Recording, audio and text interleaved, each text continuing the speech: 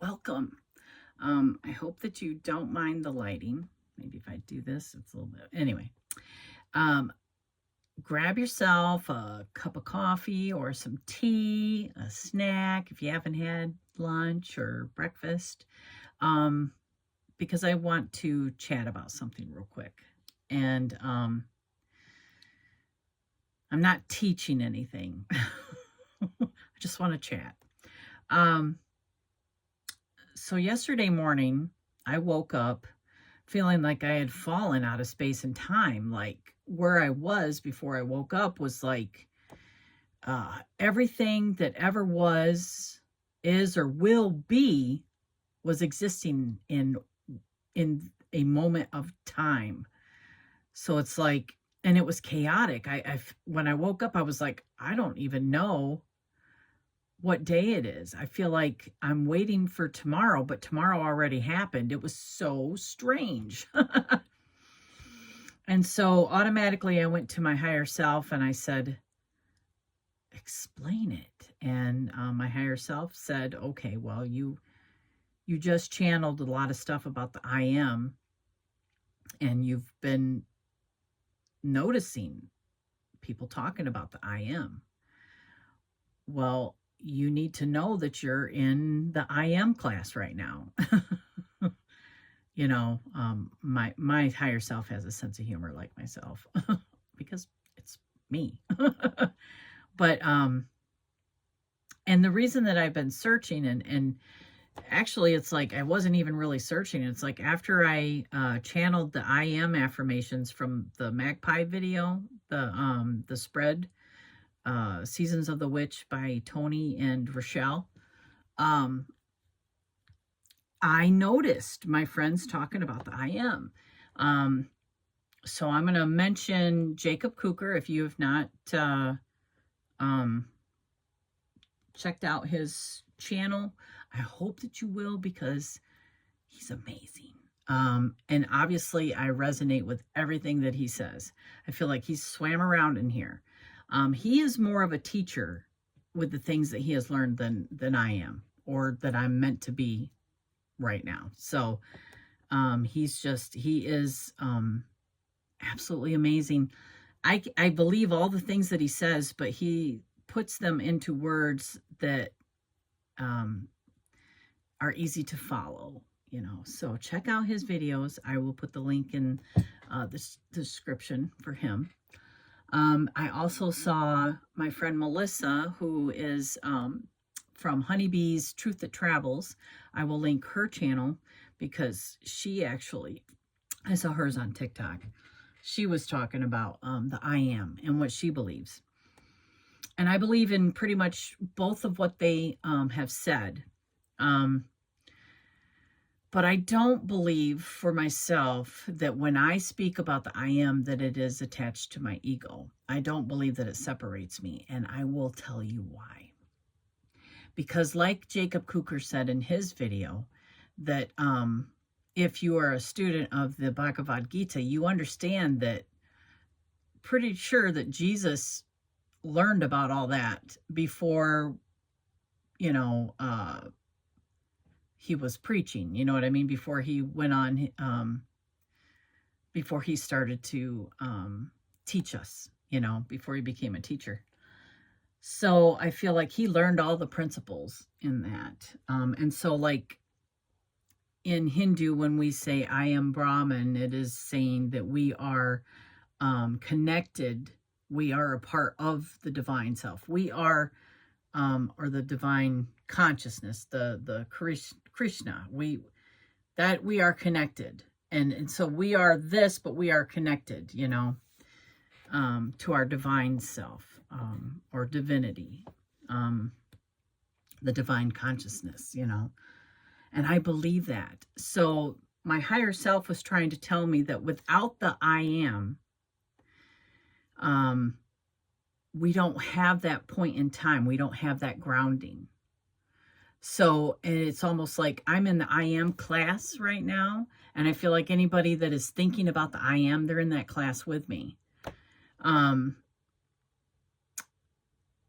That the reason that the ego is not separating us from that is because, like for myself, I believe that the collective consciousness is one of the main projections of the source. It's the closest thing that I believe that I will understand who God is by understanding the collective consciousness and knowing that I am connected to it. And the major supernatural gifts that are a manifestation of that, you know, we can get into what the power of prayer or meditation or you know, manifesting in general is just like, it's magic. It's magical. And I believe that love is the highest form of magic. And so, you know, magic is attached to intentions. And when you do things collectively, there is major magic and power in that. So my I am, like what my higher self was trying to tell me, that it brings me to the beginning. But you understand that the collective consciousness is the beginning and the end. So like the consciousness is eternal. Your consciousness was there in the beginning. It's going to be there in the end. It's always there, which means it's existed in and out of time. It has no space and time until we are the I am. So it's like, I'm not attached to this as being my identity. Sorry, my nose itches. I'm not attached to this as being my identity, my name or my body, but it's still part of, because this is the part that is experiencing and upgrading my consciousness. And I think that my journey versus your journey needs to be exactly that. The only separation would be for me to judge your journey as it pertains to mine. My journey has to be uniquely specific to me, because I'm that little puzzle piece that needs to fit exactly where I intended it to fit, or the source intends for it to fit. It needs to be uniquely me, that part of the I am that understands where I fit. You know what I mean? To fit perfectly. So it's like, if I try to look like someone else's puzzle piece, well, I'm not going to fit in the area that I was supposed to fit. And, you know, if I did, you know, say well, then that piece that was meant for me would be empty and the picture would not be complete. So to me, that's how I think of life in general, which means I have to respect your journey as your journey. And I say that I have to, because I choose to believe these things. And my ego would separate me if I said, no, your journey needs to be like mine. You need to believe what I believe, because I've got it. I know everything. That is the ego. That's the ego separating you. And it separates you through judgment. Now, I do believe in the ego protecting yourself by protecting you from the information coming in. Like, it's important for me to understand who I am in this big picture, because then it is protecting me from someone else telling me who they think I am, because they might want you to be ashamed of who you are, or they might be angry because of who they think you are, or they might be jealous of who they think you are. Anything that is negative attached to how someone else sees you is a projection of themselves, which is the ego separating themselves from you, knowing that we are all connected. So my higher self was telling me, you're in the class right now, and I think you're in the class with some other people, you know. And I look at it that way. It's like, you know, your birth chart is kind of like the curriculum of the school of life. And, you know, you get to these lessons. And if you don't pass them according to what your higher self has laid out for you, well, you're going to have to take that class again. I think some people are taking a class right now on, you know, how to deal with election results, or how to deal with, uh, how they feel about the state of the world. And I'm not going to offer anything because I'm not sure if I've passed that class totally, but I know that I was very much in the heart of that class back in like 2018. So it's like as soon as my consciousness, my super consciousness awoke to, oh, you're not just this, you're also everything outside of you too, because you're connected to everything. That's when I realized that I had started these classes. And right now I'm in the I Am class. So I don't think I'm alone. I think a lot of people are. And, if we don't pass the class, we're going to always be right here taking the class over. So I think this is part of like my essay. My higher self wants me to relay this, because I think from this point, I'm going to be learning a lot more about the I Am, which means that I'm not going to judge anything that you say and hold it against you. If anything, I'm just judging the information as whether it serves my journey or it doesn't. I'm going to use a lot of discernment. But I know at this point, being honest, the reason I can claim that as my spirituality is because of the many things that I have dug into. And, the Bhagavad Gita is just one of them. I've read a lot of Gnostic scripture. Obviously, read all of that. The Bible, which is in that also.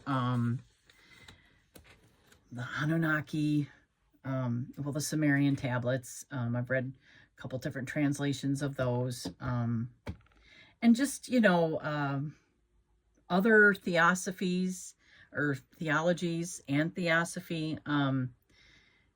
If you've followed me for a while, you know that I like to talk about those things. So I consider myself omniscient because, again, I find truth in all of it, but not one of those things is the absolute truth. You know what I mean? So no matter what I am reading, I allow myself to take what serves and I leave the rest behind, and my higher self is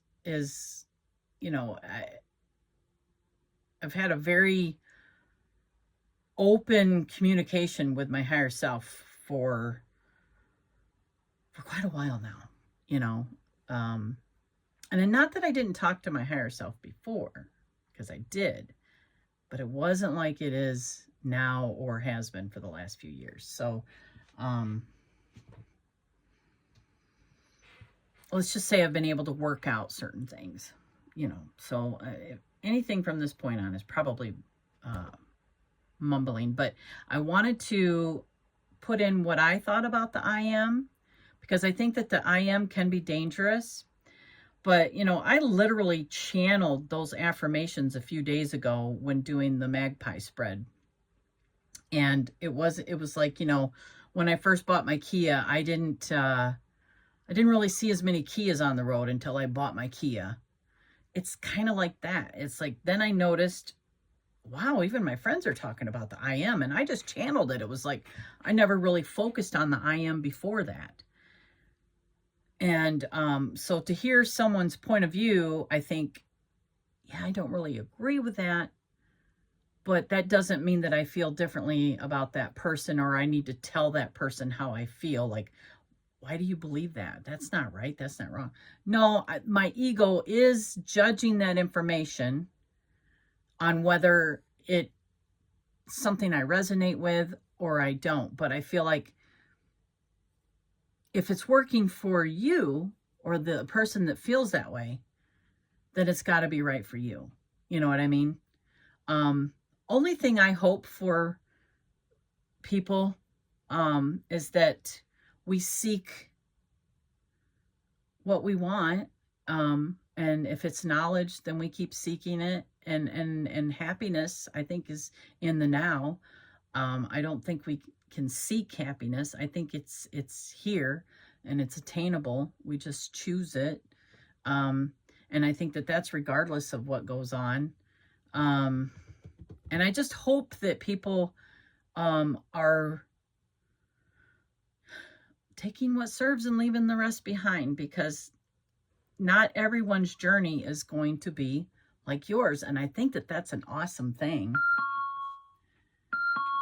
because like the puzzle that is not complete without you, you know what I mean? You being a part of the puzzle, you know, you can't be like someone else's puzzle piece, because you're not going to fit where that puzzle piece is supposed to go unless you are uniquely you, that little area that was meant for you. Because if you try to be like someone else's, then again, that puzzle is not going to be complete, because there's going to be an empty space right there, you know, and you can't fit in someone else's spot. So why not embrace who you are? And which means, like, again, getting back to what my higher self was trying to tell me, that it's important for me to understand that when this dies, or when I leave this and I am just the consciousness, that everything that ever was or is there. So establishing your identity outside of this is so important, so that you still understand who you are when you are there. Because it could be chaotic otherwise, I think, is what my higher self was trying to say.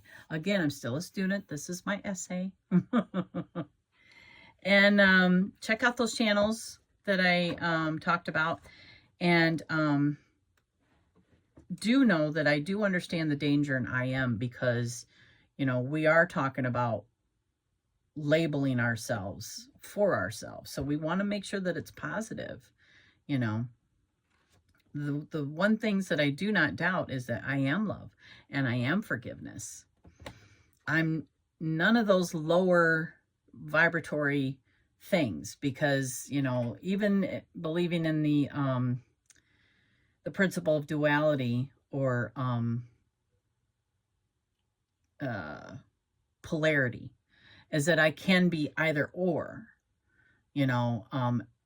Finding my way in the middle will allow me both of those things, but inevitably I want to be the higher, you know, I want to be at the higher end of that, because I think it's the lower that keeps us grounded. Like the higher we ascend means to go up. I think the more we're going to want to leave this plane of existence. But I think this plane of existence is what is helping us to understand who we are and why we are. So to experience it is just as important as understanding who we are in the grand scheme of things. So the I am just recognizes all of it. And I think the only way it separates us is if we judge someone else for what they believe. Then we separate ourselves. Then we allow the ego to. But if we're just judging the information that we take in, then I think that's a healthy ego. And I do think that the ego kind of does need to die in the aspect of the physical sense. But I think the knowing who we are in the cosmic scheme of things, I think that that's a necessary thing. But I don't really think that that is the same as the physical ego, or the ego that is attached to this, that's tethered to this. And, you know, maybe that's why I'm in the class right now. And I'm going to keep listening to what other people say, because I think there's some other people in the class right now. So yeah, I am a seeker of knowledge. I'm not a seeker of students per se. You know what I mean? I'm not searching for students. I am just a seeker of knowledge. And so I know that I'm in the I am class, and I'm just writing an essay for it. Anyway, I hope everybody has a wonderful day. And I hope that you find happiness today, you know, regardless of the stuff going on, because you know what? Stuff's always going to go on, you know. So, all right. I love you, and I will see you in the next one. So since recording that, I've listened to a couple other, like Ram Dass,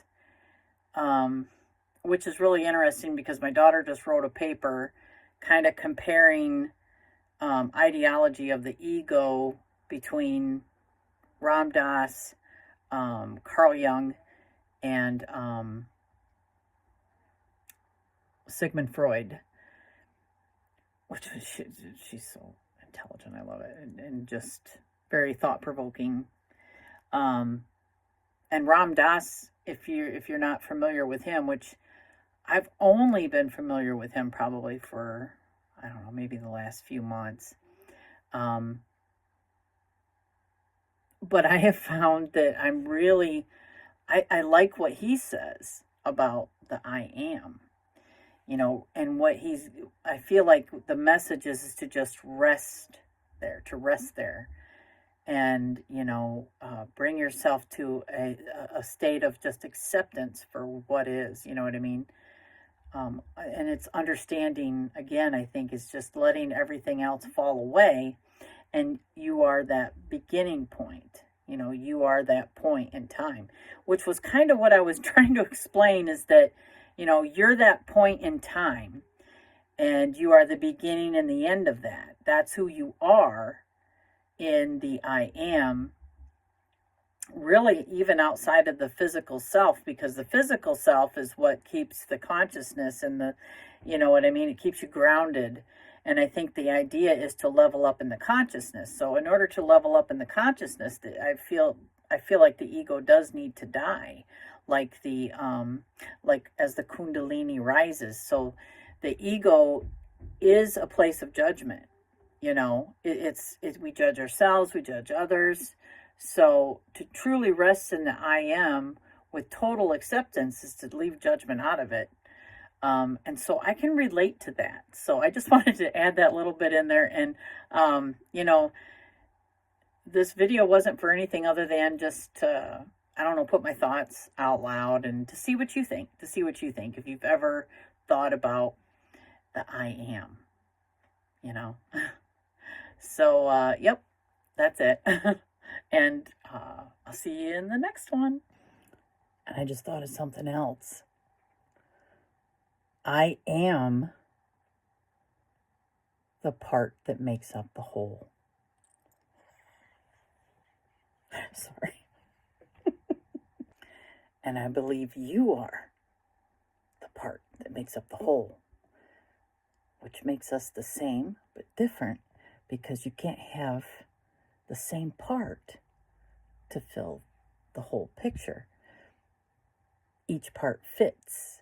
It's kind of like the analogy of Trinity. It's like it's all part of the same thing, equal parts of a whole, but they all have to be uniquely different, but it's still accepting that you're a part of the big picture. I don't know. Sounded good in my head. Okay, this one's even better. To make the car run, you're either the carburetor, or you're the alternator, or you're a component on the engine. It's just whatever part you have to play to make up the whole picture, right? It doesn't make it good or bad, but it needs to run right. It needs to run smoothly to make it all work well together, right? Yeah, I like that one even better. It's like, it doesn't matter what part it is, but you're just as important as the other parts to make the engine run, or whatever it is to make that part of the that picture, or that piece of machinery, or even the plant that produces the fruit. It's all. Yeah.